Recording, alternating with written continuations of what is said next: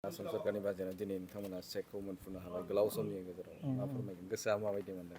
गोसोआथ' मोजां मानो होनना बुङोब्ला जों बहुद दुखु खस्थ' खालामदों रायजोनि थाखाय खिन्थु माबा मोनसे मोननायनि आसा दुखु खस्थ' खालामखायाखैमोन थेवबो माने सुक्तिनि उनाव जितु प्रमद बर' सारनि दैदेननाय जितु सरकारा जिहेतु नैथि खेबाव जोंनो दिनै 590 जननो दिनै रिहेबिलिटेसननि नामाव 4,000 रांनि मोनसे अनसुंथाइ जितु फिक्स डिप'जिट माने 3 बोसोरनि थाखाय 6% इन्टारेस्टजों जितु जोंनो होबाय बेखौ लानानै जोङो दिनै मोनसे आसा खालामनो हायो आरो जितु माखासे जिउआ थांनायनि उनाव जितु जोङो माने माबा मोनसे मावना जानायनि बहुद खस्थ' जागोन खोमा होनना मोनसे माने भाबिना दंबाय थायोमोन साननानै खिन्थु दिनै बे मोनसे सामथिं केपिटेलजों जोङो माबा मोनसे मावना जालांनो हागोन आरो जोङो बेखिनि मोननायनि थाखाय नों गोजोननाय थाखागोन निस्सय।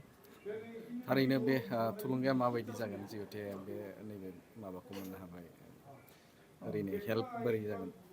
हेल्पआ माने ओरैबायदि जागोन जायफोरा माने मोनसे खामानि मावनो थाखाय जोंनो बायबाबो केपिटेलनि प्रयजन जायो जिहेतु केपिटेलनि प्रयजन जायोबा बे केपिटेला जोंनो बहुद खामानियाव फैगोन दिनै बहुद खामानियाव फैगोन जिखुनु फिसा फिलौ जोङो स्मल इन्डास्ट्रि बानायनो हायो जोङो आयदा दङबा माखासे रां गैयिनि थाखाय जोङो इन्डास्ट्रि फिसा बानायना लानो हायाखैमोन जेनेबा पेपार डिस बेनिफ्राय केन्डेल इन्डास्ट्रिस बा सक पेन्सिल इन्डास्ट्रिस बिदि आरो भेराइटिस दङ पेन बानायनाय इन्डास्ट्रिस बा जोङो आमब्रेला बानायनाय इन्डास्ट्रिसफोरखौ जोङो माने मावनो हासिगोन आरो जों दायो। नोंथाङा मा पलिसि लादों? आं ओरैनो मा मावलांगोन? फार्मिंनि प्लेनिं दंखायो थाखा फैसा गैयिनि थाखायसो जेबो खालामनो हायाखैमोन आं बोरमा फिसिनानै माने जिबन आद्रा जितु जिबन बेखिनिखौ आं दैदेनलांगोन होनना सानदों माने। निमोन आङो 1998आव माने भुटानाव ट्रेनिं लादोंमोन लानानै बेनिफ्राय आङो एक्सुवेलि माने आंनाव गुलि नांदोंमोनथ' आङो देहा गाज्रि जानायखाय आं जिरायना दंमोन आरो फिर आरो सिजफायारनि उनाव आफादा आंखौ माने बर' जाथिनि थाखाय मावनो खाबु होफिनदो बे खाबु होफिननायाव आं हानायमानिखौ मावदो जिखिनि हायो बेखिनिखौ मावनानै दिनै जों अनसुंथाइ मोननो हाबाय बिनिनो माने मोनसे फिथाइ हिसाबै बेनो आरो।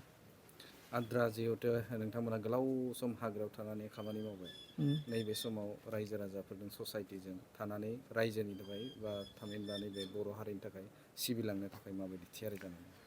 सिबिलांनाया बेनो जेनेबा जोङो थाखा फैसाया माने बेल'सो गोदोर बुस्थु नङाथ' जों दा जेनेरेसनखौ जेनेबा फरायनाय लेखा फरायनाय जोंनि फिसाफोरखौबो जों फरायहोनो हासिगोन दा बे फैसाजोंनो खामानि मावनानै आरो गुबुनफोरखौबो थुलुंगा होगोन जे माने गथ'फोरखौ जोङो फरायनाय डिग्रि लानाय बायदिसिना माने मोजां खामानि मावनायनि अनगा जोङो माने अकल थिखा थुखुलि बा थाखा खामायनो सिन्था खालामबाय थानायल'जों जोंनिया बर'आ जौगाया माने जोङो शिक्षाया बिराद दरखारि बुस्थु आं आरो सिगांबो जौनिफ्राय गोजानाव था आरो सोलोंथाइखौ ला बेफोरबायदिखौ आं आफादाव थानाय समावबो बुंबोबाय थादोंमोन आरो दाबो बुङो आं माने बे बाथ्राखौ।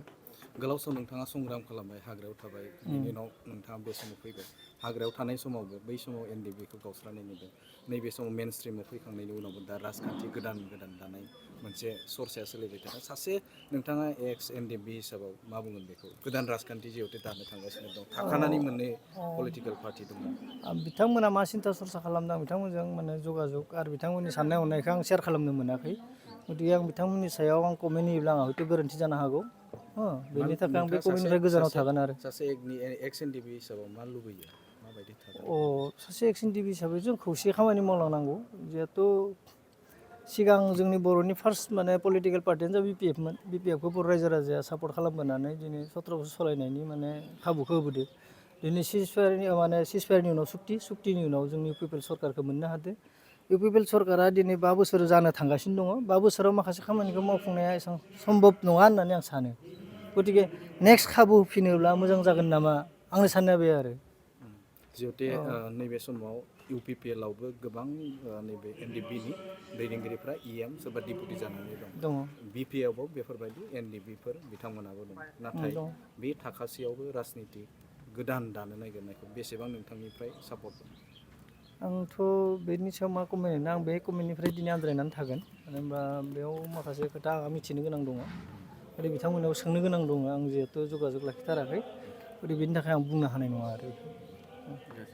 थाखो 5 आरो मेट्रिक आनजाद उथ्रिसार जागोन फरायसाफोरनि थाखाय गोजोनथाव रादाब। गोनांथि आरो मोजां खाबुफोरखौ लानानै गुन गोनां सोलोंथाइ होनो नोंथांमोनखौ नेनानै दङ बड'लेण्ड स्टार एकाडेमि क'क्राझारआ। 2024 इं मायथाइयाव क'क्राझार थिथागुरि समबाय मावख'नि साखाथियाव गोदानै गायसनजानाय बड'लेण्ड स्टार एकाडेमि क'क्राझाराव 2025-2026 सोलोंथाइ बोसोरनि गोदानै मुं थिसननाया सोलिगासिनो दङ।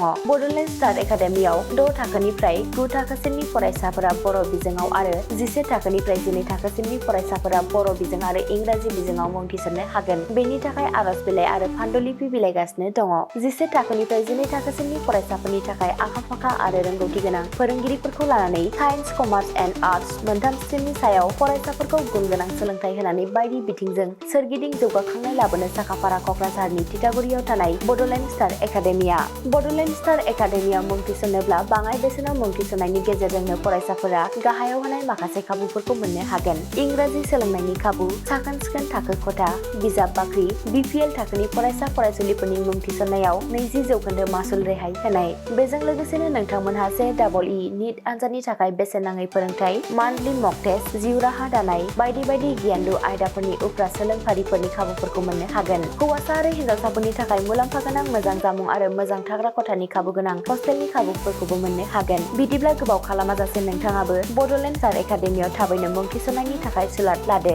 आबुङै मिथिनो थाखाय जानबुं अनजिमा 6000349997 एबा 7638008149 एबा 6003494371 आव फोनांजाब खालामदो।